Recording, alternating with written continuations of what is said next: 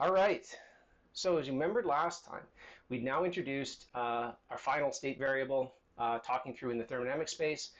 This is our free energy, right? This is our delta G. Now, delta G is related to two other primary thermodynamic values we talked about before. What are they? Delta G is comprised of two things. What are they mainly? Well, there's three terms in the major term, but we have two other values that you guys we've been talking about in first law, second law. Yeah, delta H, right, our enthalpy change, and a delta S, the entropy change, right?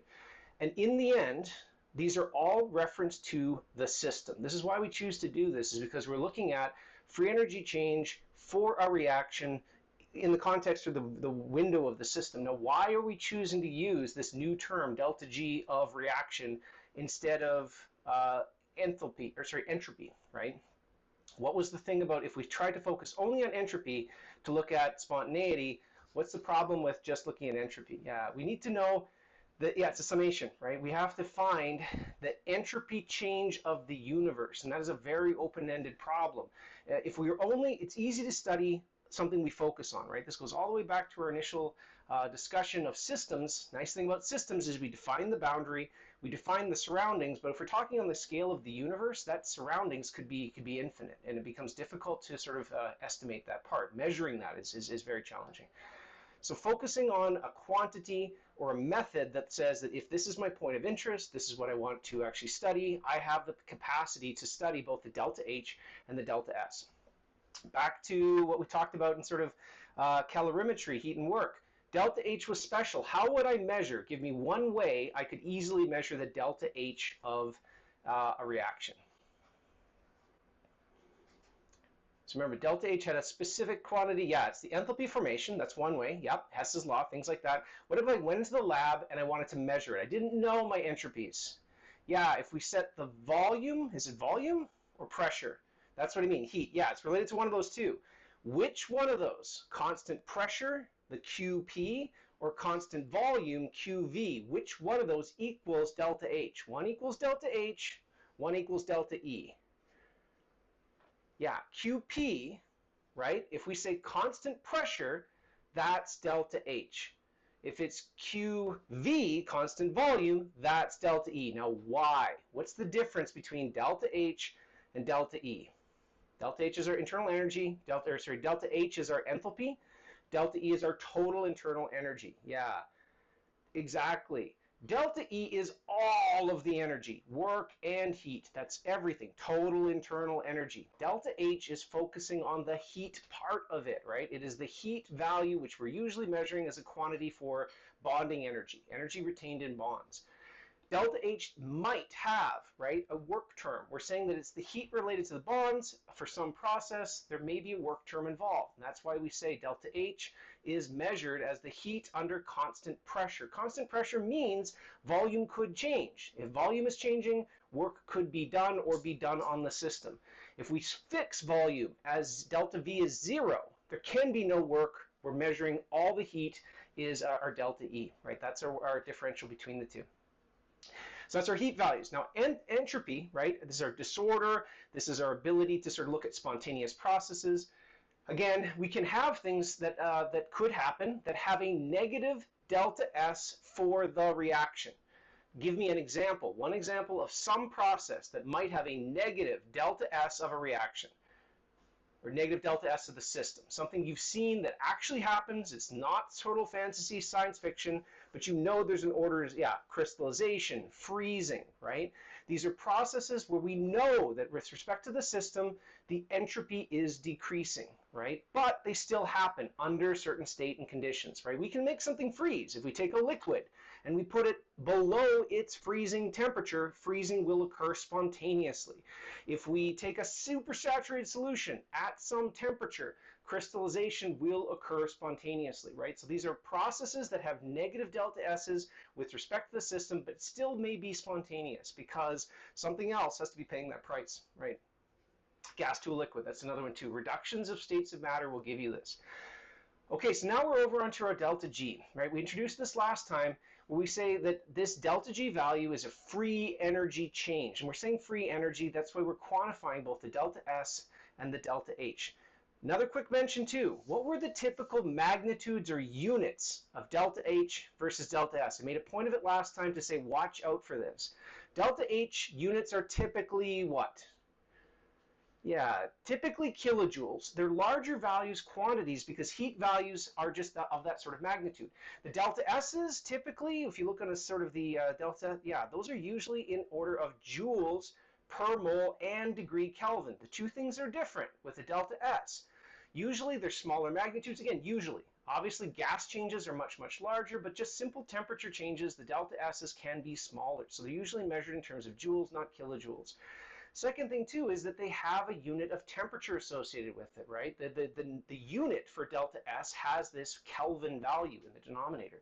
So what we have to do is that's just a reminder that the delta S quantity has this temperature dependence. That's why if you look at the delta G equation, it's delta H minus T delta S. The T value saying, look, that this is happening or process is happening at constant temperature. So just like we talked about heats of formation and standard entropy values, we've got this reference state where we say for any reaction we can define or actually say that, look, this free energy change for this process, if we define it under a standard state, so a specific temperature, a specific pressure, under standard conditions, then what we're saying is that's a reference value we can use to predict how this reaction might happen under other conditions, at a new temperature, under new pressure, right? But it's a value we can go through and calculate. Just like the calculation we did last time in a Hess's law kind of program, we can use this idea. If I know the total delta G of all my products, and I know the total delta G's of all my starting materials, I can capture what the delta G for some unknown process is. And this would require either measuring the delta H's and the delta S's specifically, and then using those to calculate the delta G overall. That's one way we could do it, or it's measured directly. But it has the same general form, the same math that we've been using up until now, that final minus initial is the one way we describe these things, right? So we've got, actually we're going to put a point on this. There's two things we want to use delta G for. Now obviously we say that is a general process spontaneous, that's kind of our measure or litmus test we say. But when we say delta G not reaction, we're saying something very specific. Delta G not reaction, if we draw it like that, we're saying specifically is the free energy change going from 100% of starting material to 100% product under these standard conditions. We're defining it where we're saying it's this overall change where all the starting material becomes all of the products at some standard condition. Now, why that's important is it's the absolute difference, assuming all of one state gets converted into all of another state.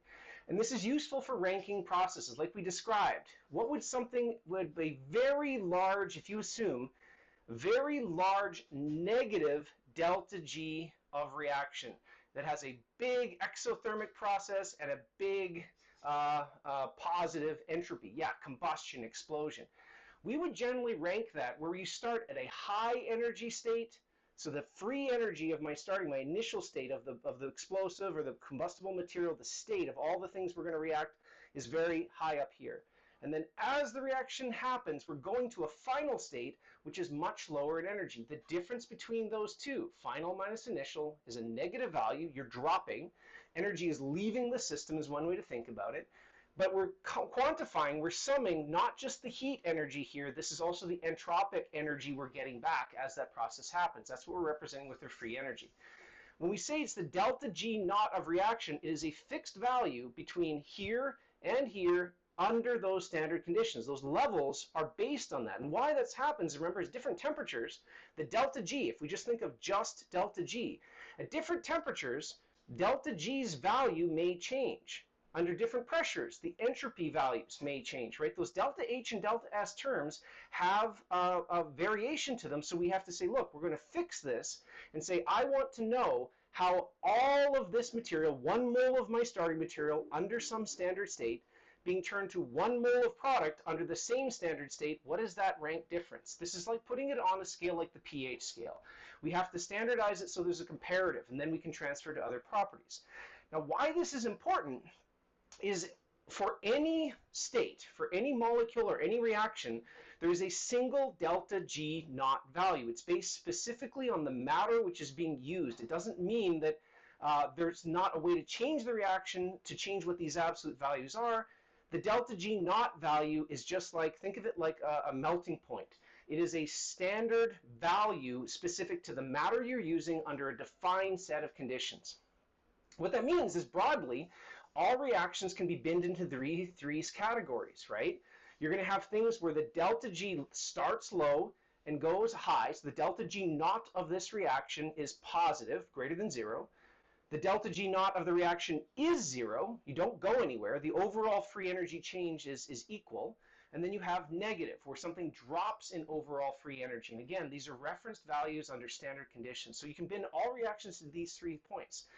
Now, generally what do we say about the sign of delta G? What does that tell us? Delta G. If a sign of delta G is negative, what does that mean? Yeah, negative means spontaneous, right? What we're quantifying there is, yeah, negative means spontaneous means it will happen, after the reaction starts, or we basically set the system in motion, it will continue until everything is completed, right? We're saying that if I were to hold the reaction under some specific set of conditions, the sign of delta G predicts if it is happy staying right there, nothing happens, or if it will move to some new equilibrium point, or to move to some value. That is not exactly the same thing as what we're talking about here. Delta G naught reaction is talking about an overall difference in energy between these very specific temperature, pressure values, and matter constants. It still means that, yes, like on the one on the left, we would look at, if I had to take 100% of the starting material in the graph on your left, will it spontaneously turn to 100% product? If I looked at just that graph, 100% starting material, 100% product, will that happen spontaneously? Will all of it jump to that? No, because the delta G naught, as it is drawn in that case, means it is not spontaneously going to 100% jump to product. What about number 3 on the right? Will that spontaneously, 100% starting material, probably, right? It will go towards product. The direction of changing from starting material to product as it is drawn is favorable, right? But in the middle, will it 100% go to 100%? That's weird, right? If the delta G naught of something, it doesn't look like there's an intrinsic driving force. Now we'll talk about this before, because again, the thing that's on this graph, the thing we're representing is all of the material starting as starting material, all of the matter turning into product. That is one extreme case. What's something in the middle? Instead of 100% starting material becoming 100% product, what's something that's not that? Half, or an equilibrium, right? Remember, when we're at an equilibrium point, we don't fully consume starting material, we don't fully form product, we find a ratio between the two, right? We find some value where there is both product and starting material, yet there's no overall net change. If I said that, right, some concentration of product and some concentration of starting material, what am I describing there? The ratio of products over starting material is equal to what? We called this in respect to an equilibrium thing. What was that? Products over starting material equals, yeah, the equilibrium constant, K, right? Remember weak acids? The two product values, their concentration, over the concentration of starting materials gave us this K value. The K value is a constant that says when it reaches equilibrium, here's how much stuff you will have, both product and starting material. The important thing being, when a system doesn't go 100% to product or stay at 100% starting material, there's going to be something in the middle. That K value depends on how big that gap is between the two. So look at this again for a second. We all agree the products, that is a product-favored system. It wants to go to product. We can say it's spontaneous as we move from starting material to product, right? If I were to try and go from products to starting materials, so imagine now that last graph, but instead of going from left to right, I'm going from products to starting materials right to left. Which graph does that suddenly look like now? If I were to say I'm starting at products based on the energy graph we've got there, and I'm trying to jump back to starting material, yeah, it looks like the first one. This is the property we talked about with Hess's law. Going one way has an equal magnitude of going the other way. The difference is the sign. So within the respect to the concept of an equilibrium, if I have something where the energetic difference says products is more stable, then if I start with 100% starting material, I will form products. I may not form 100% products. I need to make products, but it will reach a balance where you still have both present. It will be favored in terms of the products, but it's not completely converted to the products. And that's where what happens there is really a difference in energy between where we start and where we're going. In a case like the guy in the middle, what would you think its equilibrium point might be? If you have two things of identical energy, so 100% starting material has one energy, 100% product has another, it has the same energy, yeah, equilibrium point, 50-50, right? If some jump over here and some jump back, eventually on time, you'll have a perfect one-to-one mix of both. Why? Because there's really no preference of which one wins. So we would say in that case, if that was an equilibrium, even though there's no energetic difference, there's no preference between the two, they can still move between the states. And if I start with only product, eventually I'll have some starting material. If I start with only starting material, I'll have some product. If I wait long enough, because there's really no bias, this will look like something that's perfectly balanced, 50-50. Yeah, so the first one is a reactant favored one. The last one, product favored. Middle, no favor, right? There's really no energetic bias. So let's map these against our K values we talked about. What do you think the K value of our first case would be? Is it bigger than 1? Smaller than 1? Yeah, smaller than 1. Why? Products over starting material. Starting material is lower in energy. We're going to have more of it when we reach its equilibrium point. So the K value, we expect that one to be less than 1. Number 3, bigger than 1, smaller than 1? Last one over there, yeah, it's going to be bigger, right? Because products are more stable, we're going to have more of them, they're going to be higher concentration at equilibrium, less starting material left over. So you think of this like literally, visually, you think about it in your mind like I've got 2 cups and I'm pouring the water back and forth between the two. Whatever one's lower in energy, lower on gravity scale, water will move down to that one. If I have the exact same difference between the two, and this is where the water thing doesn't work out too well, but if they're the same, 50-50, what should the K value for the guy in the middle be? Right? If they're exactly equal, it's 1 over 1, or 50 over 50, or 100 over 100. The K value equals 1.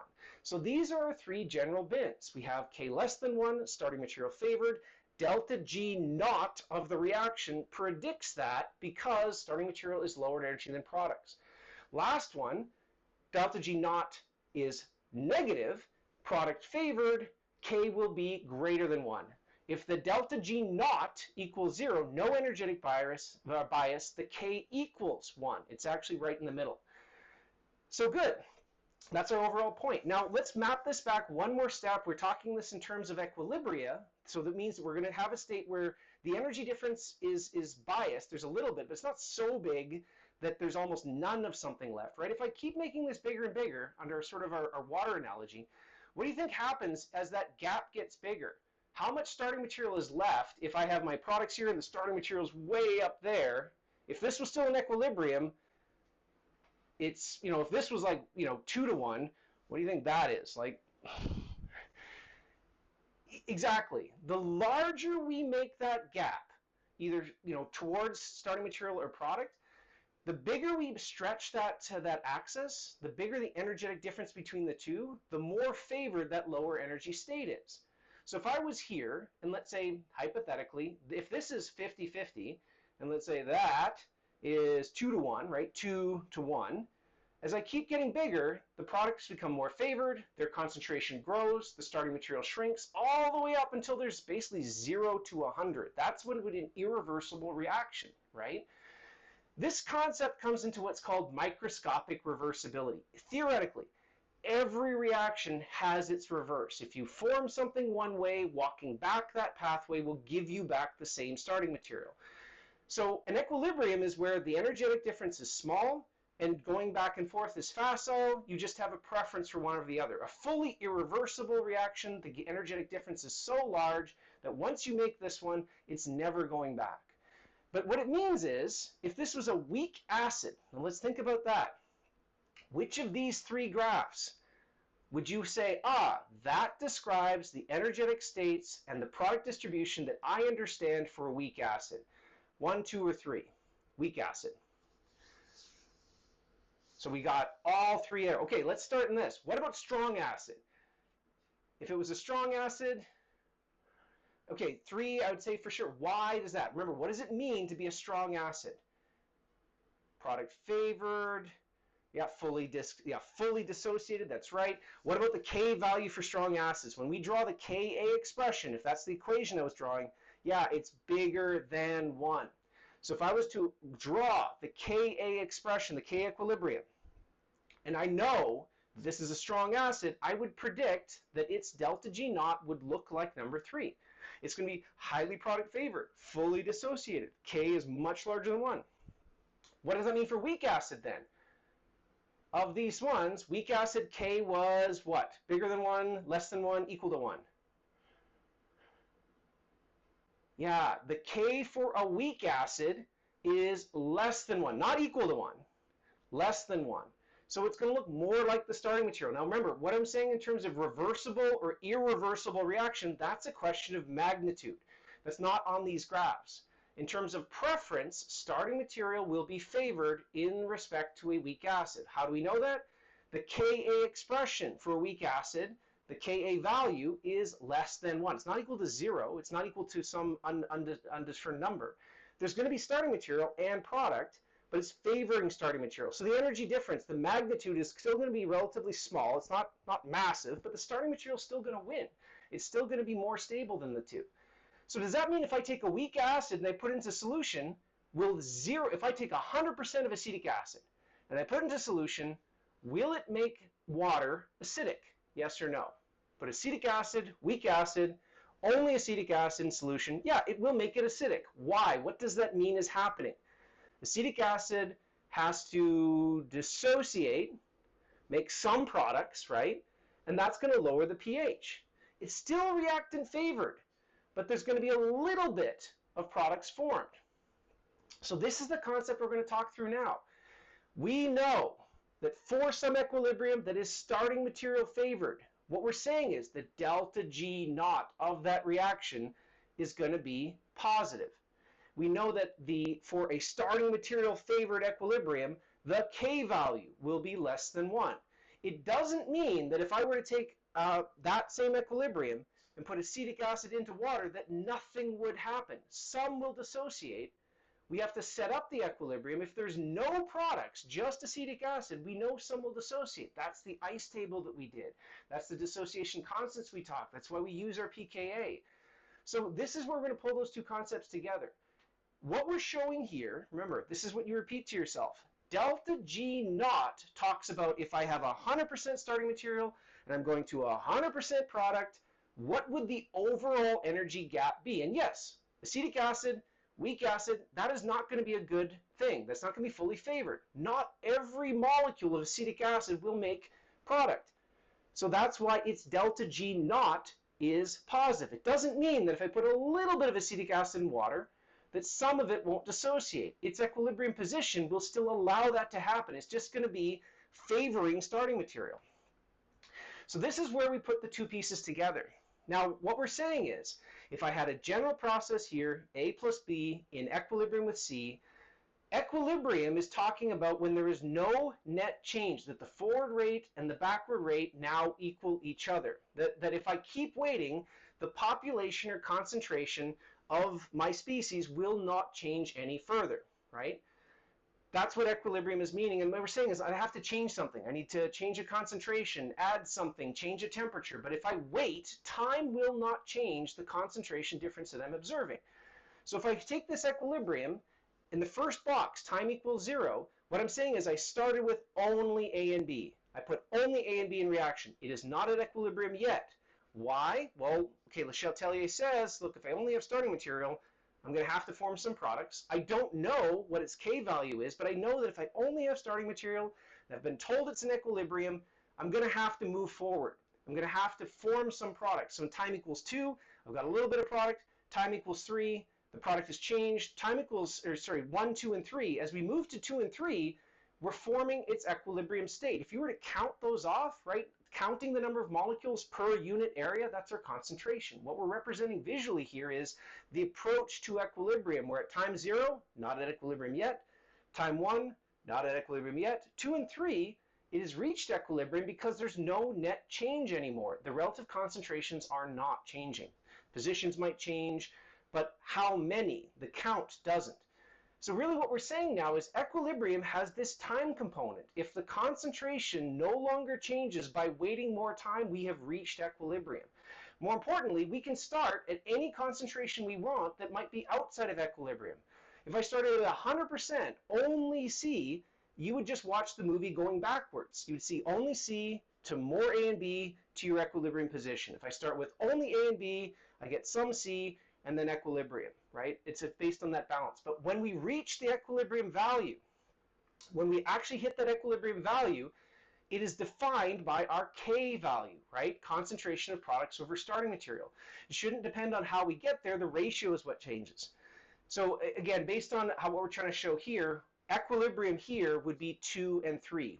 0 and 1 are not equilibrium yet. And again, count them off. Count the numbers that you've got. If the overall concentration is not changing, we have reached equilibrium. And it has this measurement point between 2 time points. So again, that's the big picture here. It has this component of free energy associated with it. And this is why we've got the same terminology, but there's a different number or different value that we specifically talk to. The Gibbs free energy in the system, the delta G value, talks specifically about how a system is approaching its resting state equilibrium value. What we're talking about there is the reason or the rationale we put to it is systems approach equilibrium because they're trying to minimize, lower the delta G in its system specific to the conditions it's dealing with. That has to do with concentration of individual components.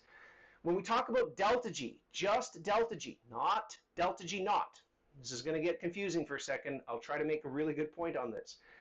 Delta G talks about the instantaneous free energy for a system of a specific concentration or composition. That is not 100% starting material, not 100% product. It is some intermediate value. Delta G naught, the overall big one, is saying if I start at 100% starting material, become 100% product, what is the overall gap I would have? We're bringing this concept now where why equilibrium happens, or how we approach equilibrium, is the instantaneous Gibbs free energy is trying to be minimized, reach a value of 0. This is where we bring in what's called the extent of reaction, how far we are between that scale of only starting material and only product. The extent of reaction is a ratio of going between those two, only starting material or only product, 0 to 1 between those two ends here.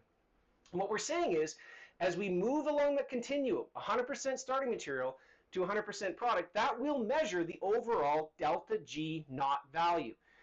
Yeah, how is this different than K? It's exactly related. The only thing we say with extent of reaction is it's arbitrary, doesn't matter how many components we have, right? One thing going to one thing has a 50% extent of reaction versus 50 things going to one thing still has a 50% extent of reaction. K depends on the number of terms you have, right? If you had, for example, the equation that defines K here would be C over A and B. K is specific to the number of components that we have, and we'll have a value that represents or reflects that. You know, K is a measure, you know, bigger than 1, less than 1, at 1, still has that same, oh, well, it's 50%, it's starting material favored, end of favored, so qualitatively it matches. What we're just talking with extent of reaction here is we're saying that if you imagine the percent conversion over to product, this is the scale we're sort of defining along this point here. So let's take the example of the middle one. If the delta G naught of the reaction, 100% starting material, has 100% product, and they have the exact same energy, the delta G naught moving from starting material to product equals 0. The overall change in energy is 0. Okay, that's if we were to jump all the way between the two, but this does not tell us about its equilibrium position. This tells us about the overall change in energy between the two. Now we knew that, but you guys worked out too. If I have the same energy between two states, and I start with only one of those states, eventually I will have a balance between the two, and I expect that the ratio between these two, once it reaches the equilibrium position, should be 1 to 1. There's no energetic bias, so we should have the same amount of both. So to graph that, what we say here is if I'm moving along this extent of reactant profile, I will get something that looks like this. It's a dip in the energy surface. And this dip is how we represent the instantaneous free energy of the process moving from overall starting material to overall product. okay? So delta G naught, where we read delta G naught on an extent of reaction profile, that is this value here. The difference in energy from starting material to the difference in energy of products, that is my delta G naught. Remember, what we're saying is if 100% of starting material under standard conditions turns into 100% product, what is the overall change in energy I would expect? That's what we're saying with delta G naught. Delta G, instantaneous delta G, can be defined at any point as we move from 100% starting material to 100% product. That's what this line is here. It's graphing the change in free energy as the composition of the reaction changes. And like you said, we worked out, we know that based on this system, we expect that here at this 50% point should be the lowest energy where the system is happy, no longer changing. That's how we graph equilibria. The equilibrium point here is this low energy in the curve. So again, numerically, it's not delta G. What I mean, numerically, this is free energy. Delta G is the slope or tangent that we get as we move along this line. So we can now look at this and say, what is the sign of delta G as we move from starting material to product? So now let's walk this out. If this is the free energy, numerical value, hypothetical in the system, if I start here, 100% starting material, what is the sign of delta G if I'm saying my initial state is here, 100% starting material, and my final state is right here, a little bit more product? Have I gone up or down in free energy as I move in that direction? I've gone down. So final minus initial, the sign for delta G saying, free energy initial is here, free energy final is here, sign is negative. So is that spontaneous? If I start from 100% starting material and I move slowly towards product, yes, the sign of delta G is negative. Therefore, what I say is the process dictated by this energy surface, a certain delta G naught of this system. If I have only starting material and I want to move towards product, that is a spontaneous process. But I'm focusing on just that event, the slow movement between the two. What do you think the sign is if I keep going? So now I'm here. I go forward some more, still negative. Yep. And then I keep going. So, oops. So if I keep going as I move through this part, it continues to be negative as I proceed on the system until I hit its equilibrium value. So the delta G of reaction is talking about the change in some compositional amount of material as we approach its equilibrium value. And what it means is I can now rank this and say, okay, look, when the delta G naught of the reaction, delta G of the reaction, the instantaneous free energy change equals 0 at temperature and pressure, I have reached its equilibrium position. If moving forward or moving back doesn't let me go down in energy on this surface, I am at my equilibrium position. That is how I define it in terms of the delta G, or the free energy change along this surface known as the extent of reaction profile. It's related to, and it's coupled to the, where that equilibrium position absolutely is coupled to the overall delta G naught of the reaction, where those two states are. This is where you can think of this kind of tie line almost like a string, where if I hold the string between my two fingers, the dip of that string, the lowest point, will be exactly 50% of the difference between the two. If I lower one respect to the other, the lowest point is going to shift closer to the lowest energy point here. It's still going to be lower overall, but it's going to be closer to this. So delta G standard, they're related to each other. Remember, what we're saying is the delta G naught of the reaction is overall. All starting material becomes all product, and that can have any value between the two, positive or negative. The delta G is the instantaneous change I would expect if some starting material, some product in a defined system were to undergo a change. And we use this delta G reaction value to define a composition to say, am I currently at equilibrium, or do I need to move forward or back to reach its equilibrium value? So overall here, if I looked at this in the concept of this reaction we described, when I start at T0, I have only starting material. What would I say the delta G of reaction going from starting material to product is? Is it going to be positive or negative? I only have starting material, so it is spontaneously going to form product. The delta G of reaction at that time point, at that concentration, is positive. It is not at equilibrium yet. At time equals 1, the same thing.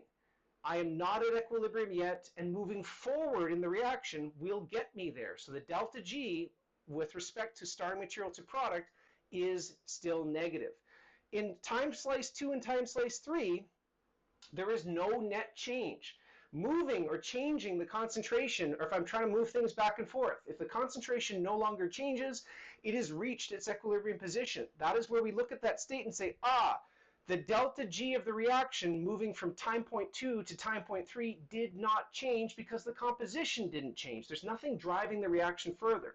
It has reached its equilibrium position. So we now have these two ways, and they're really orthogonal ways of defining equilibrium position. If I could keep measuring the concentration of a system and say, how much starting material, how much product, how much starting material, how much product, how much starting material, how much product, if it no longer changes, I am at equilibrium. That is, think of that as the analytical or experimental way to determine an equilibrium position. And if I knew my concentrations, I can define a K, right? That is the mathematical experimental way to extract this value. That's one way. The other way is, if I know what my ski slope looks like, or the gap, how much starting material and product, I can calculate where that equilibrium position should be, because the difference in overall energy will define where I think that low point is actually going to be, where my K value is. And if we think about it this way, so again, if I have starting material, product, same energy, the sign of delta G right there as I move from starting material to product will be negative, right? The sign right there must be negative because my initial value is higher as I move along this free energy surface towards product. If I go over here, at this point, let's say I were to drop a concentration where the amount of B was closer to product. Let's say right here, that looks like by eye, 75% product, 25% starting material. What would the sign of delta G if I were to create that composition? Yeah, it's positive. What we're saying is, if I try, based on this energy diagram, to move towards product, my initial will be lower in energy than my final. Final minus initial, bigger value versus smaller value, is positive. And what we say from that is, it will not, if I were to create a reaction with that composition right there, it will not spontaneously make more product. In fact, why the delta G for that transformation and that composition is positive. It will spontaneously do what? If I start right there, you know going forward the delta G is positive. Which way will the delta G be negative?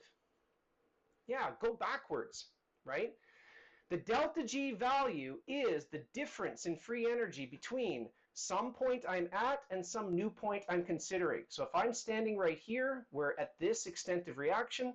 If I want to move to 100% product, my product G value, my product free energy is higher in energy than where my starting point was defined, where I'm pointing at right here.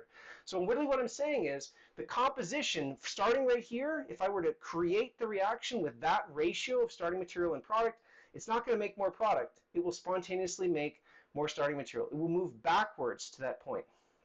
Yeah, the products will spontaneously revert to starting materials is the other way to say it. Exactly. So the two things I'm trying to interface and really define here. Delta G naught is overall all starting material to all product. It's the ground basis for what this surface looks like. Delta G is the measurement based on a certain composition of where you are on this surface. And it allows you to say, look, if the instantaneous delta G value were negative, as in over here, I will spontaneously move to product. On this surface, I have too much starting material. I need to go forward as defined with the reaction here. Remember, we're defining the reaction where reactants are on the left, starting materials in the product. If I'm right here on that composition diagram, if I have so much product, so we'll call it 75% products, 25% starting material, given the energy value difference between A and B, delta G naught is 0, this is spontaneously going to revert to starting material. I'm too far. This is another expression of Le Chatelier, right? At equilibrium, I expect 1 to 1. If I were to suddenly dump in a bunch more B, I will form more A. It will drive the reaction back over here. So these are really concepts you guys have seen before, but we're discussing it in a slightly different way and relating it to why this happens. Reactions move to equilibrium because they're trying to minimize their overall free energy for a system. We can't easily always extract just delta G, but we can say if I know my starting state, And now my product state, I can measure that state function, the delta G naught of that reaction, by the methods we've just talked about, Hess's law and the other components as well too. So right here, at that point, delta G of this system at this composition is what? Yeah, goose egg, 0. This means once the system reaches this balance of A and B, I am at equilibrium, delta G equals 0. What is the K value for this system now based on what we now the K value for the system, yeah, is 1. The K value is coupled to the energy difference between A and B. K value equals 1 says this is where the equilibrium position should be. The compositional ratio between A and B is 50-50 or 1 to 1. So if we had a graph like this, we can point to it and say, ah, that's where this is. This is where we need to move to a mathematical relationship where right here, this expression is true. Once the system reaches its equilibrium value, once delta G equals 0, this equation holds. The delta G naught of a reaction is equal to minus RT ln K, where ln K is the equilibrium constant.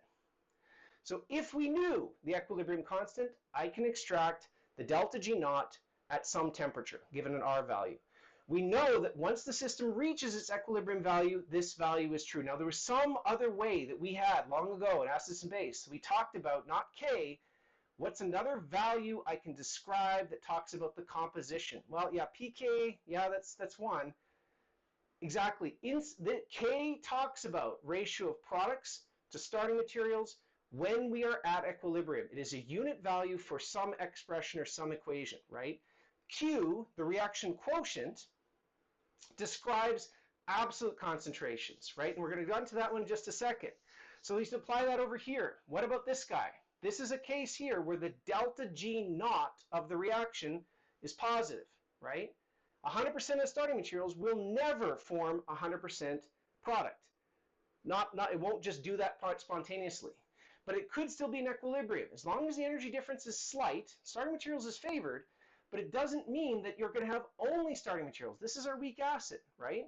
If I start here, going to product is not the greatest deal in the world. You're not going to make 100%, but there's still a tie line in energy that describes these two, right? So over here, where does the delta G of the reaction, not delta G naught, where's the delta G of reaction equal to 0, based on the curve that we've had here? There's a point where if we were on the screen, you go like right there. Yeah, it's the dip. It's the minimum point. It's right there. Remember, what we're saying is the delta G of reaction, if this is my surface, I'm saying I take an absolute energy value, let's say I'm 100% starting material, and I were to move forward, create products, the delta G is free energy of my final state minus free energy of my initial state. That is a spontaneous process, at least initially. It's going to keep happening until I reach the minimum, the low energy part of it. Right here, delta G of reaction equals 0. Delta G naught of the reaction is always this one value. It's still a positive value. But the equilibrium position lies in favor of starting material, but it's not 100% starting material. That's what we're trying to emphasize on the graph. So, delta G naught has one specific value. It is a unit value which depends on the specific species we have. Think of it like a melting point, an equilibrium constant. It is a property of a reaction. There's only one delta G naught reaction. The delta G value depends where you are on this playing field. Delta G says, if this is my energetic surface between the two, it allows me to say for any composition, 100% starting material all the way to 100% product, what is the sign of my instantaneous delta G, the energy value for movement. And what that tells me is, it allows me to say, based on where I am on this spectrum, do I need to move forward to reach my equilibrium position?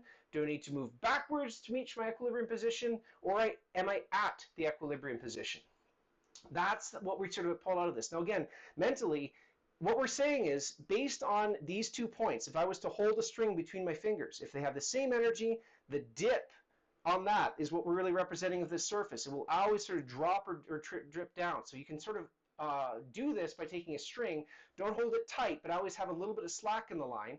That will show you what this curve would kind of look like. And intrinsically, all we're saying is if I just drop the energy of the starting material, the dip, the minimum point, moves closer to the starting material, where that x-axis is how much, what percent of starting material or product I have. If I keep that line slack, it'll still dip, but it's still not in my starting material hand. My starting material hand will still be slightly higher in energy than the overall minimum. It'll still sit down here, and that's what we're showing with this. It's an equilibrium which is starting material favored, not 100% starting material. But how we get the quantity is the overall general equation that now brings in Q. Now remember, when we reach equilibrium, delta G reaction equals 0. The general equation for all systems is shown up here in red. And it looks exactly what we just described with our delta G naught. Remember, delta G, the instantaneous free energy change for a specific composition, is equal to delta G naught, the overall reaction change, plus RT, now ln Q, where Q is your reaction quotient. It's just like K. Remember, when this thing equals equilibrium, there's two things that happen. If I'm at my equilibrium value, delta G equals 0. If delta G equals 0, what happens to the equation? If I rearrange this equation, what goes on?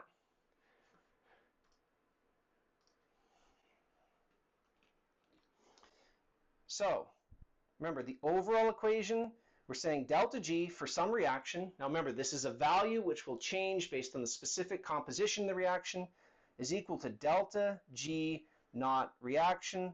This is the unit value. It never changes. It has one value depending on the specific reaction we're talking about, plus RT ln Q, where Q is the reaction quotient. It is the specific or instantaneous ratio of products and starting materials. Very much the same equation that we had for K.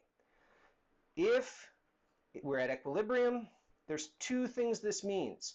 The free energy change, the system no longer has to do anything with its ratio. Free energy change is equal to 0. And why that happens is because Q is equal to what? What's another way of expressing this? When I reach equilibrium, not Q equals 1. Yeah, exactly. When we reach equilibrium, remember back when we talked about reaction quotients, when we reach equilibrium, Q takes on the value of K. And that's because, remember, we say Q, the reaction quotient, is equal to concentration of products at some specific time point over concentration of reactants. And it's the sum of all those, right, at some particular time point. The only thing that's different when we try to draw K, K is equal to our concentration of our products at this equilibrium value over concentration of our reactants at its equilibrium value. Sorry, let me change that. It's products is what I meant to write. The only difference between Q and K, these are concentrations which are specific to some time point. I chose to put together some amount of starting material, some amount of product. I measured them out and I jam them into the flask, and for just that instant, that is what is in the system. It may not be at equilibrium yet. That depends on the relationship between the two. The best example of that would be if I weighed out pure acetic acid and I put it into water. I am not at equilibrium yet. That is a Q value that I'm dealing with. It's only starting material in that case. The reactant value has something, products may be 0 at that point. It's not defined. Maybe it's a tiny, tiny value. If I'm at equilibrium, the only difference really is the concentrations of the same species that is specific to the equilibrium position. These values, products at these equilibrium, have a single value. There's only one relationship which gives me that K value for some process. So this is that matrix moment. All of it goes together. When we have the general overall equation, the delta G naught, that's specific to who we're dealing with. The delta G tells us about a particular concentration or a particular composition of the reaction. One way we define equilibrium is that when delta G equals 0, this value here, this whole equation, we can now rewrite it. If the delta G equals 0, how I would rewrite that top equation, so once again, delta G is equal to delta G naught plus RT ln Q. When this equals equilibrium, at equilibrium position, 0 is equal to our delta G naught plus RT ln Q. There's one more further substitution. At equilibrium, Q is now equal to K. So we also write that as 0 is equal to delta G naught plus RT ln K. And rearranging this by the power of algebra, minus RT ln K. That is the equation that you guys are more familiar with seeing. That's the standard equilibrium equation, which relates a total overall energy change, delta G naught, to an equilibrium constant. These have a single value, and the reason why is this is a specific embodiment of how much energy change we get for a specific concentration of materials. The general equation is talking about for any point in the reaction, given any composition of starting material or product. Okay? So, quick breath. How does that feel? Where are people's...